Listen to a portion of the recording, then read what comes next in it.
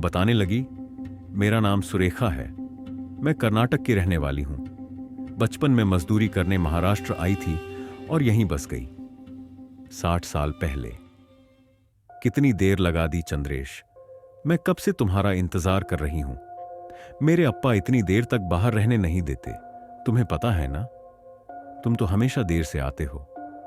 चंद्रेश बोला, माफ करना, तुम्हें पता है ना कि मेरे अप्पा कितने सख्त हैं। दिन भर मुझे दुकान में काम कराते हैं। उनकी नजरों से बचकर जैसे तैसे आया हूं तुमसे मिलने। सुरेखा थोड़ी नाराज होकर बोली, अगर अप्पा से इतना डरते हो तो मुझसे शादी कैसे करोगे। चंद्रेश बोला, तुम्हें पता है ना कि अप्पा पैसों के कितने लालची हैं, इसलिए हम दोनों पैसे जमा कर रहे हैं। एक बार जब घर लेने के लिए पैसे जमा हो जाएंगे तो मैं सीधे अप्पा से तुम्हारे बारे में बात करूंगा। सुरेखा बोली, अगर अप्पा ने हमारी शादी के लिए मना कर दिया तो। चंद्रेश बोला, क्यों मना करेंगे। मैं उन्हें कहूंगा कि मैंने घर खरीद लिया है। जब उन्हें पता चलेगा कि बहू के साथ एक घर भी मिल रहा है तो वो जरूर तैयार हो जाएंगे।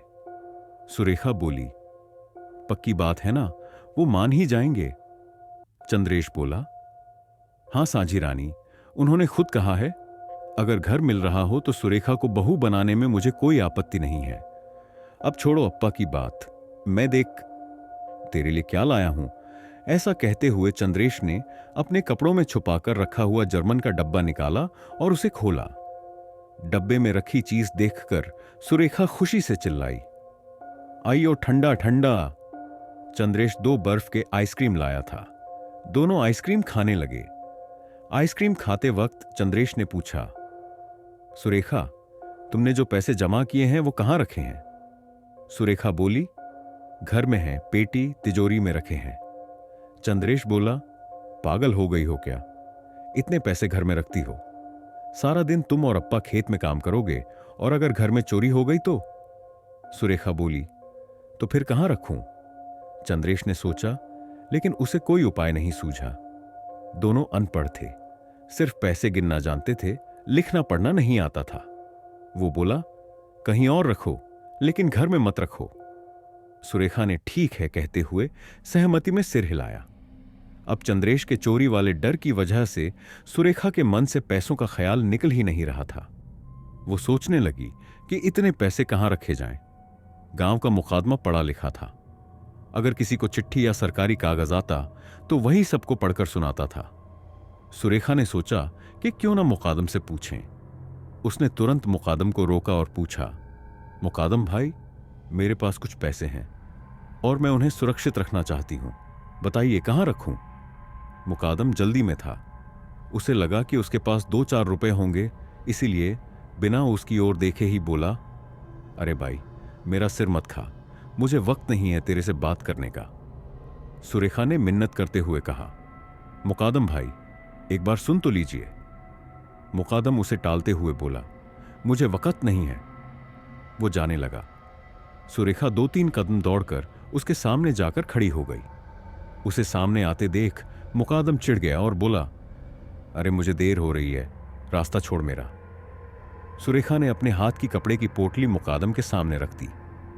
मुकादम ने गुस्से से पूछा, क्या है इसमें। उसने पोटली खोलकर मुकादम को दिखाई। मुकादम ने झांक कर देखा और उसका चेहरा ही बदल गया। उसकी आंखें चमकने लगीं। पोटली में नोट भरे हुए थे, पूरी पोटली भर के। मुकादम ने पोटली का मुंह हाथ से बंद कर दिया और इधर उधर देखने लगा। पास पड़ोस में कोई नहीं था। उसने सुरेखा का हाथ पकड़ा और उसे रास्ते से थोड़ा किनारे ले जाकर पूछा, इतने पैसे कहां से आए, कोई चोरी की है क्या। सुरेखा बोली, छी, चोरी क्यों करूंगी मैं, ये मेरे ही पैसे हैं, मैंने जमा किए हैं। मुकादम ने पूछा, तेरे अप्पा को पता है क्या। वो बोली, मैंने ये पैसे छुपाकर जमा किए हैं, अप्पा को अभी तक पता नहीं है। मुकादम ने धीमे स्वर में पूछा, कितने हैं ये। सुरेखा जोर से बोली, शायद 5। मुकादम ने उसे इशारे से चुप कराते हुए कहा, धीरे बोल, कोई चोर सुन लेगा तो सब ले भागेगा। इतने पैसों का क्या करेगी। सुरेखा स्वप्न में खोई हुई बोली, हम एक घर लेंगे, फिर शादी करेंगे। उसके सपनों को तोड़ते हुए मुकादम ने पूछा, ये पैसे लेकर तू जा कहां रही थी? सुरेखा बोली, मुझे भी चोरी का डर लग रहा था, इसलिए आपके पास ले आई हूं। इतने पैसे, और वो भी मेरे पास? न बाबा, अगर खो गए तो मैं कहां से लाऊंगा इतने?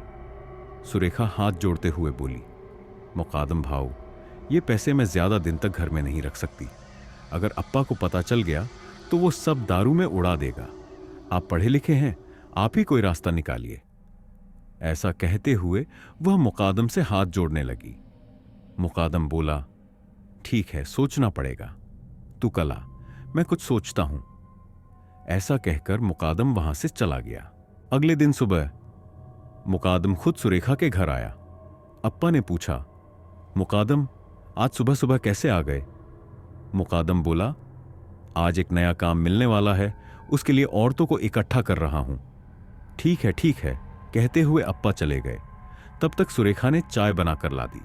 चाय पीते पीते मुकादम बोला, देख, मैंने कल बहुत सोचा और मुझे एक आइडिया आया।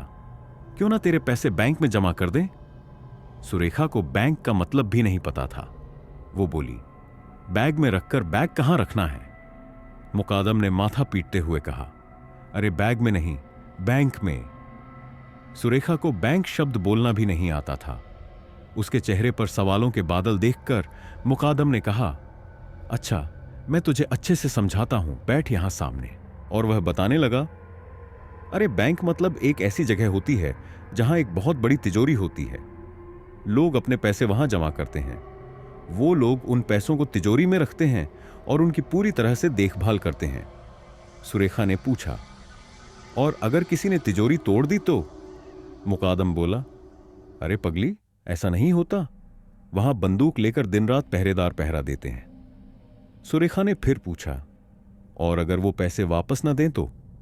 मुकादम हंसते हुए बोला, अरे वो सरकारी लोग होते हैं, हमें एक कागज लिखकर देते हैं, उसे संभाल कर रखना होता है, और जब पैसे चाहिए होते हैं तब वो कागज लेकर वहां जाना होता है, फिर वो पैसे वापस मिल जाते हैं। सुरेखा ने पूछा, मुकादम, आपके पैसे भी हैं क्या उस तिजोरी में? ये देखो कागज, मैं तुम्हें दिखाने के लिए खास लाया हूं। सुरेखा को पढ़ना लिखना नहीं आता था, इसलिए उसने बस स्लिप को आगे पीछे घुमाकर देखा और फिर मुकादम को लौटा दी।